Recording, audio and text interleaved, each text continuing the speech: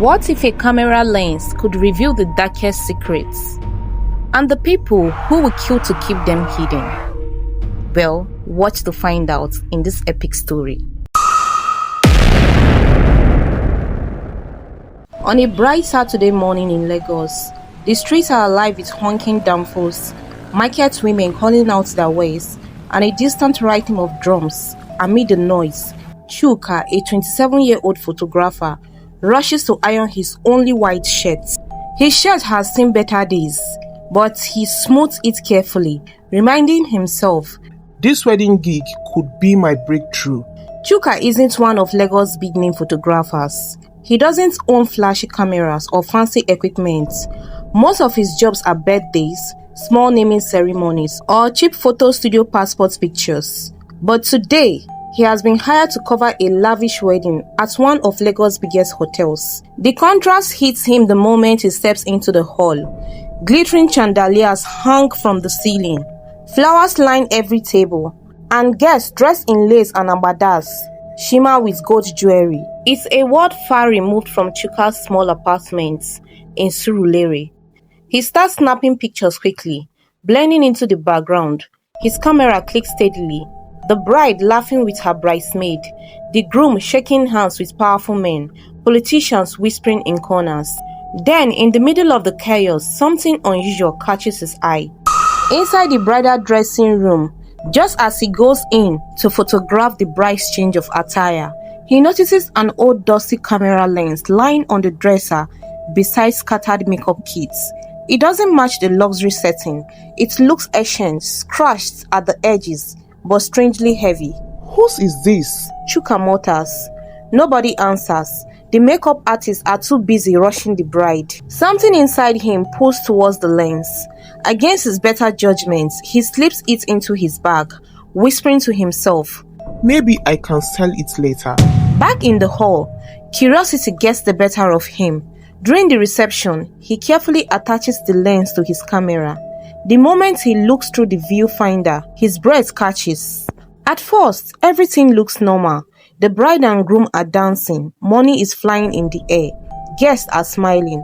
But when he zooms closer, the image shifts. The lens shows strange shadows, faces twisted, some guests holding weapons that aren't in their hands in reality. Chuka jerks back and rubs his eyes.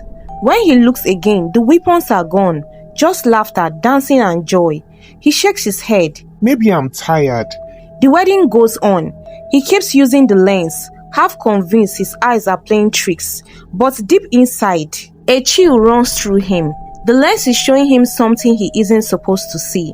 By evening, as the last fireworks light up the Lagos sky, Chuka packs up his gear, still unsettled. He doesn't know it yet, but by picking up that old lens, he has stepped into a world of secrets and dangers that will change his life forever. The next morning, he lies in bed, replaying yesterday's wedding in his mind. The money sprayed on the couple, the music, the laughter, but above all, the strange things he saw through that lens. He pulls out his camera bag. The old lens is still there, heavier than it should be. He convinces himself, maybe it's just stress. Weddings can mess with your head. But curiosity wins again. He screws the lens back onto his camera and points it towards the street from his window. Through the naked eye, the road looks normal, children running, traders setting up, a taxi driver arguing with a passenger. But through the lens, the scene changes. The arguing man is holding a knife in the viewfinder. The woman across the street has blood stains on her wrapper, though in reality her clothes are spotless. And a little boy's shadow doesn't match his body. It's shaped like something with horns. Chuka's heart slams in his chest. He lowers the camera, looks again with his own eyes. Everything normal. He raises the camera, everything twisted. He drops it on the bed. What kind of wahala is this now? Later that day, Chuka goes to deliver the wedding photos at the hotel. On his way in, he overhears two security guards whispering about the event. That wedding yesterday, strange things were there. One mutters. Not true. I saw that groom talking to some men in black suits late in the night. They don't even look like guests. I swear the man they fear them. Chuka stiffens. His mind flashes back to what he saw through the lens. those same men with weapons. As he walks past, he feels a heavy gaze on him. At the hotel lobby, the event planner collects the wedding photos and thanks him, but her eyes linger too long on his camera bag, almost as if she knows something. That night, Chuka couldn't sleep. He dreams of the bride's smiling face, but when she turns to him in the dream, her eyes are black hollows and her hands drip blood. He wakes up sweating. The next morning, he decided to test the lens again, this time during a small naming ceremony job. When he points it at the family, the mother and child look fine, until he zooms in. Behind the father stands a dark figure, tall, faceless, holding his shoulder. Chuka lowers the camera, panicked. Nobody else notices. It dawns on him, this isn't coincidence. The lens reveals what is hidden, sins, secrets, or maybe the unseen forces around people. But it's not just what he's seeing that scares him. It's the feeling that someone knows he has the lens. Because as he leaves the event, a black SUV slows beside him. The tinted window rolls down and a man in dark glass stares at him silently before driving off. Chuka's legs go weak. He realizes this lens didn't just show him the truth, it dragged him into it. Chuka spends the next 2 days restless. He tries to focus on editing photos for his clients, but every time he glances at the old lens sitting on his desk, his stomach knots. He wants to throw it away, yet something holds him back. Curiosity or maybe fear. That evening, he decides to revisit the wedding pictures he took. He zooms in on the guests, scrolling frame by frame. Most look normal, smiling couples, dancing aunties, children chasing balloons. But then his finger stops. In the corner of one shot, the men in black suits. At first they look ordinary, but when he switches to the raw files and zooms closer, something horrifying emerges. Their reflections in the hotel's glass wall are not human. One looks like a skull, another like a beast. Chuka's breath catches. This is not normal. This is not just photography. As he stares, he notices another detail. Ada, the bride, is speaking with them. Her smile is stiff, her hands clenched as if under pressure. It doesn't look like casual conversation. It looks like negotiation. It's unable to shake the images. Chuka confides in his closest friend Tunde, another photographer, but Tunde laughs it off. Guy, I beg, you two dey watch horror film. Maybe na editing glitch. But when Chuka shows him the lens, Tunde's joking stops. He looks through it, freezes, then hauls it back. What kind of thing be this? Chuka, throw it away before you go use your 2 eyes see wetin no concern you. Later, walking home through the busy Lagos streets, Chuka notices the same black SUV idling near a kiosk. The man in dark glasses from before is watching him again. This time, Chuka doesn't wait. He slips into the crowd, heart pounding, certain he's being followed. Back in his room, he locks the door and pulls out the lens again, this time determined to test it on something random. He points it towards the streets. For a while, everything looks normal. Then he catches sight of a newspaper vendor. Through the lens, the man isn't holding papers at all. He's clutching files, stamped confidential. Chuka blinks, lowers the camera.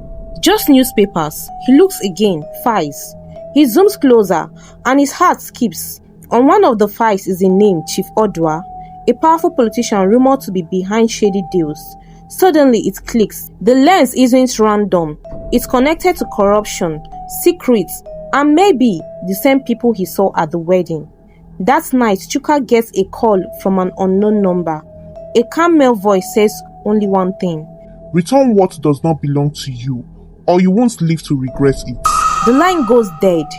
Chuka sits frozen, the lens heavy in his hands. He now understands it's not just revealing secrets, it's tied to people who kill to keep those secrets hidden. Chuka barely sleeps after the threatening call. Every sound outside feels like footsteps coming for him. He double-checks his locks, draws the curtains, and pushes the old lens into a box under his bed. But no matter how much he hides it, the weight of its power presses on his chest. The next morning, he wakes to loud knocks on his door. His heart jumps. They've come for me. But it's only his landlady reminding him about overdue rents. Relieved, he promises to pay soon. Still, the paranoia lingers. Later that day, while on his way to deliver photos to a client, Chuka notices a black SUV flowing his keke from Ojueleba down to Surulere. He gets down at a busy junction, weaving through the crowd. But when he turns, the SUV you see there, moving slowly, the man in dark glasses watching him. He runs into a cafe to hide. Inside, he pulls out his camera with the cost lens, trembling, and points it towards the streets. Through the glass, the SUV men appeared, but their faces are not just thin. They are distorted, as if wearing marks of shadow. And behind them stands Ada, the bride from the wedding. But she looked different this time. Her smile is gone. Her face is pale, almost drained, and she's holding something, a file marked with the same name, Chief Odwa. Chuka gasps and lowers the lens. When he looks again with his bare eyes, Ada isn't there, only the SUV. He realizes the lens isn't just revealing corruption, it's showing hidden alliances, forced deals, and maybe people trapped in them. He decides to leave the cafe, but the moment he steps out, two men approach. You are Chuka, right? Photographer. One asks too casually. Before he could reply, the second whispers, Boss says return what doesn't belong to you. Chuka bolts into the streets. Horns blare, hawkers shout, but he weaves through the chaos until he slips into a side alley. He hides behind crates of drinks, his chest heaving. The men rushed past, cursing but didn't see him. That night back in his room, Chuka knows one thing, he's no longer safe. If the police are connected, he couldn't go there. If these men are powerful, running won't help. He remembers Ada's face through the lens, drained and trapped. Could she be a victim too? Or is she still part of them? Either way, the key lies with her. He sat down, staring at the lens in his hands, whispering to himself, If this is the truth they do not want seen, then maybe the only way out is to expose it before they silence me. The camera flashes once on its own. Chuka flinches. On the preview screen, a blurred image forms. A large house, gates wide open, with men entering, and above it, the name on the signboard, Odwa Foundation. It's no longer a coincidence. The lens is guiding him. Chuka didn't sleep that night. The image of the Odwa Foundation burns in his mind like a warning. He knows the name from whispers in the streets, an NGO front for one of the most powerful men in Lagos. But now the cost lens has shown him its gates wide open, almost as if inviting him in. The next morning, as he scrolls through his old messages, a number pops up. Ada. She hasn't contacted him since the wedding. His hands tremble as he opens it. Chuka, I need to see you. Don't tell anyone. Meet me at the abandoned cinema, Yaba, tonight. He hesitates. Could it be a trap? Or is Ada also running from them? The SUV men are closing in, and if Ada has answers, this might be his only chance. Night falls. Chuka wraps the lens in a cloth and hides it in his backpack. The abandoned cinema is eerie. Broken seats, shattered glass, and graffiti covering the walls. The only sound is his own footsteps echoing. Ada! He whispers. From the shadows, Ada steps forward, but she looks nothing like the bride he remembered. Her face is pale, her eyes tired. She clutches a folder close to her chest. They are watching me, she says in a low voice. That lens you found, it wasn't supposed to reach you. It carries proof, names, deals. If Chief Odwa finds out you still have it, you won't sleep to see tomorrow. Chuka swallowed hard. Then, why call me here? Because... Ada pauses, glancing around nervously. I was supposed to deliver you, but I can't do it anymore. Not after what I have seen. She opens the folder, showing photos of men in government, business moguls, even pastors, all shaking hands with Chief Odwa. The lens was made to trap evidence of their secrets. That's why they will kill anyone who touches it. Before Chuka could respond, heavy footsteps thundered from the back of the cinema. Shadows stretched along the cracked walls. Men in black coats emerged, their flashlights slicing through the darkness. Ada panicked. They followed me. Give us the bag, photographer. One of the men shouted. Chuka grabbed Ada's hand, and they ran through a side exit. Gunshots echo, glass shatters. They dashed into the night, weaving through Yaba's narrow alleys. At one point, Ada trips, nearly dropping the folder, but Chuka pulled her up. Finally, they hid behind a shuttered shop, catching their breaths. Ada gripped his hand, whispering, "They won't stop. The only way out is to expose them all at once. If you are brave enough, I know a journalist who can help." Chuka's eyes flickered with fear, but also resolve. For the first time, he realizes it's no longer about just surviving. It's about using the cost lens against the very people who want him dead. He looked at Ada, then at the backpack. If this is the trap, then I am not running anymore. Let's set it for them instead. The camera inside the bag flickers faintly, as if agreeing. The next day, Chuka and Ada moved quietly across Lagos, avoiding taxis and main roads. They finally met Ngozi, an investigative journalist with a reputation for fearlessness. In her cluttered office filled with old newspapers and cameras, Ngozi listens as Ada explained everything. The syndicates, the debts, the cost lens. Ngozi frowns. "If what you are saying is true, this will shake the whole city. But we can't just drop a story. We need undeniable proof." Chuka sets the lens on the table. The camera hums as though alive. He pointed it towards Ngozi and snaps. The photo prints instantly, showing Ngozi at her desk. But behind her, the image reveals a shadowy figure peering through the window. Ngozi gasps and rushes to the curtains, but the street is empty. "This is it," Ngozi whispered. "This lens doesn't just capture light, it exposes truth." They decide to use the upcoming gala hosted by Chief Odua as their battleground. Ngozi pulls strings to get them inside as media crew. The plan: photograph the chief with the lens, leak the images live, and let the world see. The ballroom glitters with chandeliers and power, men in agbadas, women in shimmering gowns, politicians shaking hands, securities everywhere. Chuka, dressed as a cameraman, clutched the lens tightly. Ada stayed close, posing as an assistant. Ngozi sets up a laptop in the media booth, ready to upload whatever comes. Then Chief Odua enters, tall, imposing, flanked by bodyguards. His laugh fills the hall as cameras flashed. When his eyes land on Chuka, for a split second, his smile falters. He knows. Chuka raises the lens. The bodyguards advance. Time slows. He snaps the photo. The image bursts onto Ngozi's live stream. Odua shaking hands with foreign arms dealers. Briefcases of cash. Rituals under a blood-red moon. All hidden realities now exposed by the cost lens. The ballroom erupts in chaos. Guests scream. Phones buzz. Security panics. Odua roused with fury, pointing at Chuka. Kill him! Gunshots fire. Chuka and Ada dive behind tables. Guests stampeding.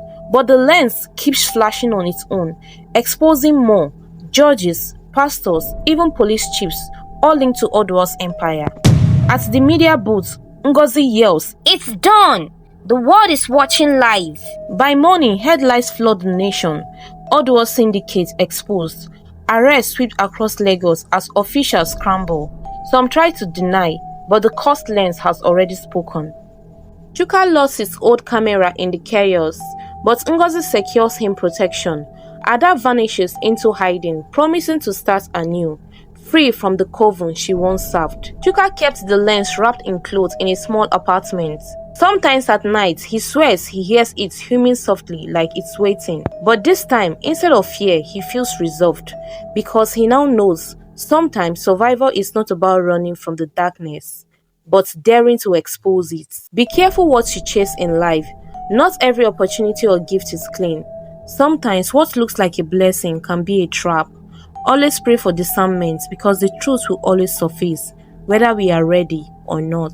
Hello fam, thank you for watching through to the end of the story. Please consider subscribing to our channel if you are yet to do that.